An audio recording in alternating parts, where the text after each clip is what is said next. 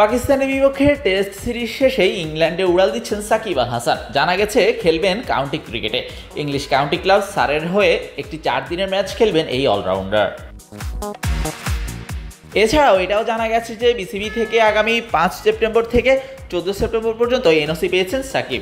বাংলাদেশ এবং পাকিস্তানের দ্বিতীয় টেস্ট 5 দিনে গড়ালে সিরিজ শেষ হবে 3 সেপ্টেম্বর।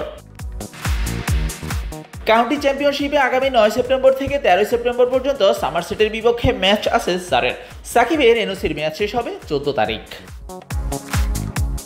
এরপর ইংল্যান্ড থেকে সরাসরি ভারতে উড়াল দেবেন সাকিব, কারণ 19 সেপ্টেম্বর থেকে চেন্নাইতে শুরু হবে ভারতের বিপক্ষে বাংলাদেশের প্রথম টেস্ট। অর্থাৎ সাকিবকে এখনই দেশে দেখার সম্ভাবনা খুবই কম।